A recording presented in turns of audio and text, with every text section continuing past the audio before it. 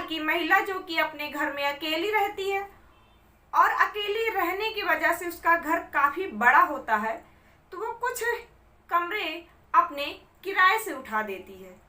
लेकिन वो किराएदार इस महिला के साथ ऐसी हैवानियत कर बैठते हैं, ऐसी दरिंदगी कर देते हैं, जिससे ये घटना जिसके सामने आई वो हैरान और परेशान हो गया कि आखिर किराएदार रखा जाए या नहीं रखा जाए।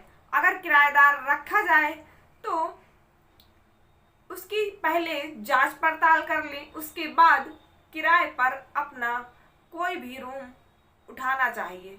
तो क्या है ये पूरी घटना, इसे जानने और समझने के लिए आप हमारे साथ बने रहिए। नमस्कार, सत श्री अकाल, आदाब, मैं रागनी आप सभी का स्वागत करती हूँ।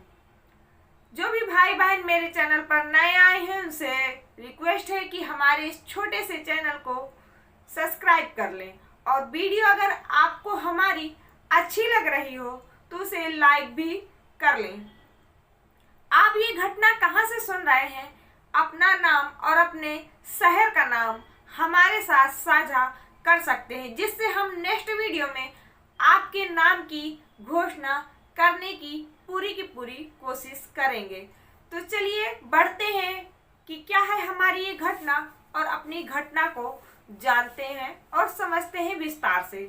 तो ये घटना है हमारी महाराष्ट्र में, एक सिविल लाइन एक जगह पड़ती है, वहाँ पर एक सुनीता मौरीन रहती हैं, जो कि 60 साल की उम्र हो चुकी है उनकी, और वो अपने घर में अकेली रहती हैं। उनके 2 बच्चे हैं, एक बेटी और एक बेटा। बेटी की भी शादी हो चुकी है। वहीं महाराष्ट्र में ही बेटी अपने ससुराल में रहती है। एक बेटा जो कि बेंगलुरु में इंजीनियर के पद पे काम कर रहा होता है, और उसकी भी शादी हो चुकी थी, इसलिए वो अपनी पत्नी के साथ वहीं बेंगलुरु में रहता है। सुनीता मौरीन अपने घर में अकेली रहती हैं।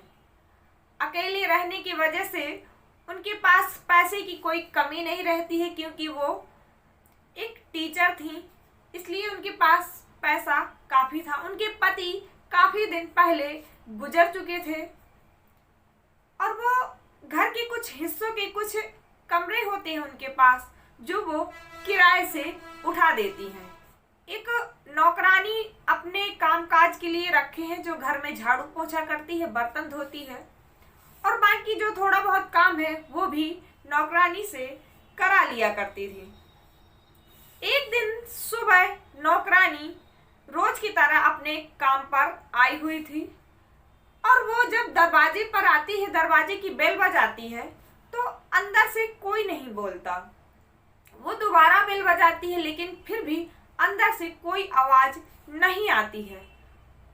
वो जो नौकरानी है वो सोचती है कि जब मैं मालकिन को एक बार बुलाती थी, एक बार आवाज देती थी, तुरंत दरवाजा खुल जाता था। लेकिन आज पता नहीं मालकिन सो गई है, लगता है दरवाजा खोल ही नहीं रही हैं। वो दरवाजा पीटने का काम करती है। बहुत देर पीटने के बाद वो जब परेशान हो जाती है तो उनके कुछ किराएदार रहते हैं, उनके पास जाती है और उनसे कहती है कि क्या मालकिन कहीं चली गई हैं। तो उन्होंने कहा नहीं, हमें मालकिन तो रात में तो यहीं दिखी थी, और ऐसी कोई बातचीत उन्होंने हमसे की नहीं, हमें बताया नहीं कि हम कहीं जा रहे हैं। हमें तो नहीं लग रहा कि वो कहीं बाहर गई होंगी, वो यहीं अंदर ही होंगी। लेकिन जब उस नौकरानी ने बताया कि मालकिन दरवाज़ा नहीं खोल रही हैं, तो वो किराएदार उसके नौकरानी के साथ आते और दरवाज़ा वो भी पीटते। लेकिन काफ़ी देर गुजर जाने के बाद अंदर से कोई आवाज़ नहीं आई। जब कोई आवाज़ नहीं आई तो वो जो किराएदार थे वो क्या करते हैं कि घर की खिड़कियों से देखने की कोशिश करते हैं। जब वो खिड़कियों को थोड़ा सा हिलाते झुलाते और जब उनमें थोड़ी सी सांस होती, तो उससे जब महक आती, वो बड़ी अजीब सी महक थी। उस महक से सारे लोग परेशान हो गए और उन्हीं में से एक ने तुरंत उसकी बेटे के पास फ़ोन किया। जब बेटी के पास फोन किया तो बेटा तो बेंगलुरु में था, इसलिए उसने अपनी बहन को फोन किया कि महाराष्ट्र में ही रहती थी। बहन तुरंत माँ के घर आ। जब दरवाजा तोड़कर खोला जाता तो वो जो महिला थी सुनीता मौर्य, वो जमीन पर मृत पड़ी हुई थी। जब ये सब देखते तो सब देखकर बड़े हैरान हो जाते। डॉक्टर को बुलाया जाता, वो चेक करता और वो बताता कि सुनीता मौर्य दुनिया को छोड़कर जा चुकी हैं, लेकिन इनकी मृत्यु फूड पॉइजन से हुई है। तो घर वालों ने सबने सोचा, तब तक उनका बेटा भी आ चुका था, सबने सोचा कि शायद माँ ने कुछ गलत खा लिया होगा, खाना पीना हो गया होगा गलत, इसलिए इनकी मृत्यु हो गई। उनका अंतिम संस्कार कर दिया जाता है। अंतिम संस्कार करने के बाद बेटी अपने घर चली जाती है और जो बेटा है वो कुछ दिन घर पर ही रुकता है। एक दिन वो अलमारी जब खोलता है तो उसे एक पासबुक मिलती है। वो जब पासबुक देखता है तो वो सोचता है कि मैं जा रहा हूँ और बैंक में देखता हूँ कि इस पासबुक में कितने पैसे हैं। जब वो बैंक जाता है तो उसे पता चलता है कि इस पासबुक में तो एक भी पैसे नहीं है। वो सोचता है कि ऐसा तो हो नहीं सकता, माँ के खाते में तो बहुत पैसे रहते थे, ये खाता खाली कैसे हो गया। उसने बैंक के जो कर्मचारी थे उनसे कहा कि ऐसा करिए कि आप मुझे ये डिटेल बता दीजिए कि ये बैंक जो खाते से जो पैसे निकाले गए हैं वो किस डेट को निकाले गए हैं। तो जब वो डेट बताई जाती तो वो डेट वही थी जिस दिन उसकी माँ गुजर गई थी। उसके बाद वो उनसे कहता कि आप ऐसा करिए कि थोड़ा आप मुझे लोकेशन बता दीजिए कि किस एटीएम से ये पैसे निकाले गए हैं। वो उनको लोकेशन देते, उसके सुनीता के बेटे को लोकेशन देते और सुनीता का बेटा उस लोकेशन पर एटीएम पर पहुंच जाता। एटीएम पर पहुंचने के बाद उसकी सीसीटीवी देखता और उस सीसीटीवी में जो देखता कर वो परेशान हो जाता, क्योंकि उसी के मकान में रहने वाला एक किराएदार जिसका नाम साहिल कुमार था, वो एटीएम से पैसे निकालते हुए जाते हुए उस सीसीटीवी कैमरे में कैद हो गया। वो सारी जानकारी लेकर पुलिस वालों के पास गया और अपनी सारी घटना उन पुलिस वालों को बताई। जब पुलिस वालों ने ये घटना सुनी तो उससे कहा कि आपने हमें पहले क्यों नहीं बताया। तो ये जो सुनीता मौर्य का जो बेटा था वो कहता कि हमें ऐसा लगा ही नहीं था कि कुछ फ्रॉड हुआ है, हमने सोचा माँ ने फूड पॉइजन की वजह से माँ की मृत्यु हुई, इसलिए हमने उनका अंतिम संस्कार कर दिया। अब जब पुलिस वाले इस साहिल कुमार को पकड़ते और इससे सख्ती से पेश आते तो ये एक कहानी बताना शुरू करता। कहानी ये थी कि ये जो साहिल कुमार था वो कोलकाता गली नंबर 2 मकान नंबर 403 में रहता था। इसके माँ बाप, इसका छोटा भाई और ये साहिल कुमार, ये 4 लोग वहाँ पर रहते थे। साहिल कुमार की जो उम्र थी वो शादी की निकली जा रही थी, इसलिए माँ बाप ने इसकी शादी फटाफट तय कर दी। इसकी शादी एक मनीषा नाम की लड़की से हुई जो कि अच्छी थी, देखने में खूबसूरत थी। अब जब मनीषा इसके घर दुल्हन बनकर आती तो ये कुछ काम काज करता नहीं था। उसके बाद इसके खर्चे बढ़ते, ये सोचता कि मैं कुछ कर लेता हूँ। कमाने के लिए ये वहाँ से अपने दोस्त के साथ महाराष्ट्र आया। महाराष्ट्र में कुछ काम ढूंढा और वहीं पर काम करने लगा, लेकिन इसकी पत्नी मनीषा बार बार इस पर प्रेशर डालती, इससे कहती कि मुझे भी आप अपने साथ ले जाओ। ये बातों को टाल देता, लेकिन एक दिन मनीषा अड़ गई। उसने कहा कि मैं भी तुम्हारे साथ रहूंगी, मेरा यहाँ बिल्कुल भी मन नहीं लगता। साहिल कुमार कोलकाता जाता और मनीषा को अपने साथ महाराष्ट्र लेकर आ जाता। उसी रूम में रहते जिस रूम में उसका दोस्त रहता था। ये साहिल कुमार को पसंद नहीं आ रहा था, क्योंकि वहीं उसका दोस्त और वहीं उसकी पत्नी, इसलिए वो किराए के रूम को ढूंढना चालू कर देता।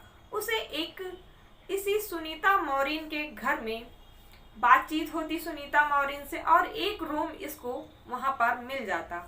अपनी पत्नी को लेकर उसके रूम में आता और वहीं पर रहने लगता। उसके रूम में एक झरोखा था जिसमें ना तो कोई खिड़की और ना ही कोई पर्दा लगा हुआ था। एक दिन ये दोनों एक दूसरे के साथ निर्वस्त्र होकर संबंध बना रहे थे, तभी उस झरोखे से मालकिन की नजर पड़ी और वहां से इन दोनों का जो संबंध बनाना चालू था वो इसने देखा। देखने के बाद वो अपने रूम में चली गई। रूम में जाने के बाद ये बड़ी बेताब हो गई।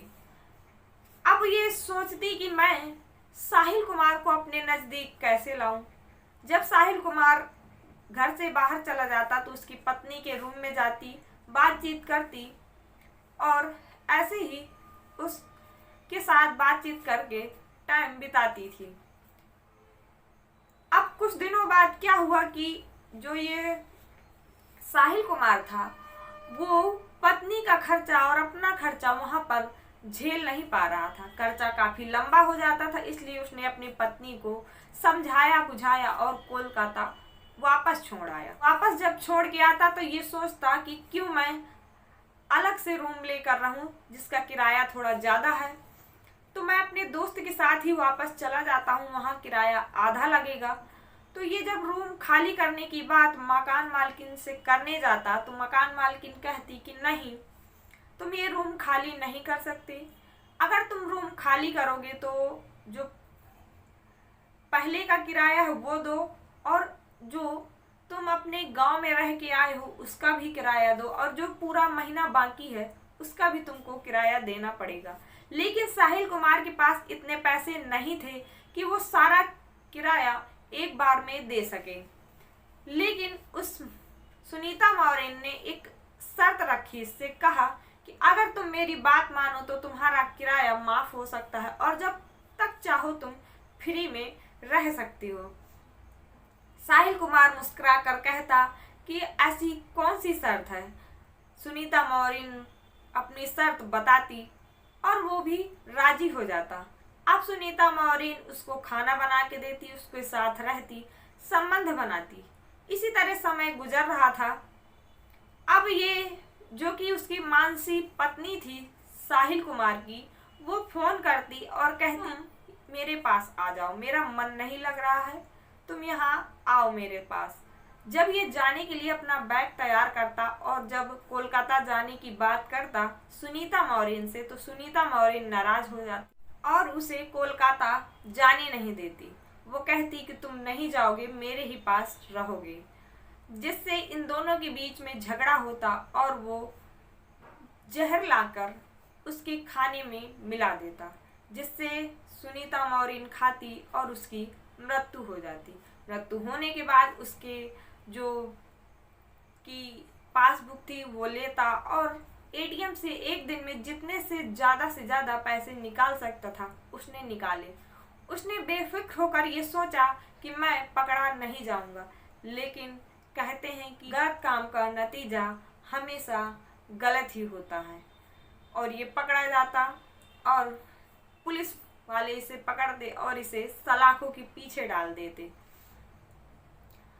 हम गलत करने के पहले सोचते नहीं हैं, जिससे शायद गलतियां इतनी बढ़ती जाती हैं कि वापस आने की कोई उम्मीद नहीं रहती है। ये बिना कत्ल किए भी वहां से जा सकता था, चोरी छुपे भाग सकता था, लेकिन नहीं, इसने पैसे के लालच में आकर उसका कत्ल किया और फिर उसकी पासबुक लेकर पैसे निकाले, जिससे ये पकड़ा गया। शायद इसने ऐसा नहीं किया होता तो शायद वो सुनीता मौर्य आज जिंदा होती और खुशहाल जिंदगी बिता रही होती।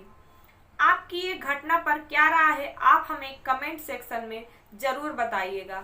मेरा ये घटना सुनाने का ये बिल्कुल भी मतलब नहीं था कि किसी को परेशान किया जाए, कि किसी को दिल दुखाया जाए, बल्कि बस इतना कि आप लोगों को सतर्क और आप लोगों को सचेत किया जाए। आज की घटना में बस इतना ही। मिलते हैं नई घटना में एक नई जानकारी के साथ। तब तक आप अपना और अपनों का ख्याल रखेंगे। तब तक के लिए जय हिंद।